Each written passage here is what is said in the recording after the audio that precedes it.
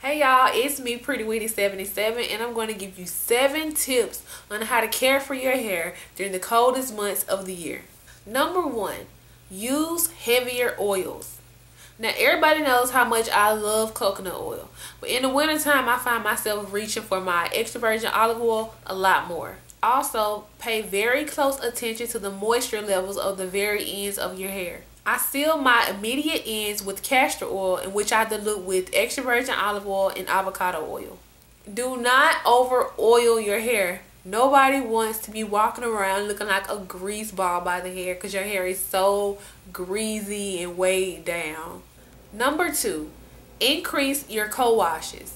It's no secret that cold weather can be very drying to your hair. Because I work out, I already co-wash my hair weekly. But if you're one of the ones that co-wash bi-weekly or later, you might find yourself increasing the number of co-washes. It definitely helps with moisture. Number 3, wear a hat to protect your hair in very low temperatures. Now the best hats in the world are the hats with the insides lined with silk or satin. Please say no to cotton and wool hats. But if you're like me and love to wear beanies and skull caps, here's a tip. Buy a wave cap and put that on right before you put your beanie or your skull cap on. You can thank me later.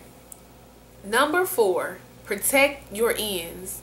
Now during the wintertime, there are so many popular crazy fabrics of your coat, sweater, scarf, and hats. Pay very close attention on how your hair rubs against these fabrics. It's like one of the fastest way to cause breakage. So don't be afraid to tuck your ends. Some of my go-to styles in the wintertime are French braids and buns. And don't forget to rotate the area that you put your bun in because that can cause breakage as well.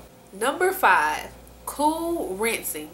Now this should actually be done year-round, but I think it's extremely important that I mention this to you right now. After you're done shampooing, co-washing, or deep conditioning, make sure that your last and final rinse is with cool water. I know it's very irritating because it's already cold outside and you mean to tell me I gotta stand in the shower under cold, cool water and let this water hit my body and my hair?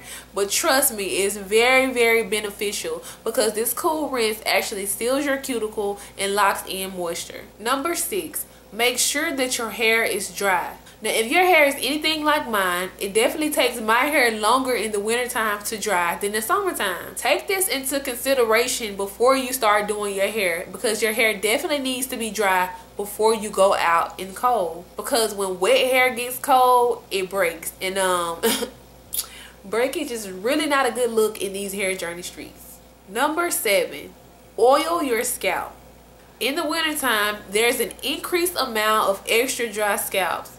Now co-washing has helped me so much with my dry scalp, but actually oiling your scalp 1 or 2 times a week definitely puts the icing on the cake. When oiling your scalp, you definitely want to start with a lighter oil, and if that's not working for you, then I would definitely use a heavier oil like extra virgin olive oil. And that concludes my 7 tips for your hair during the coldest months of the year.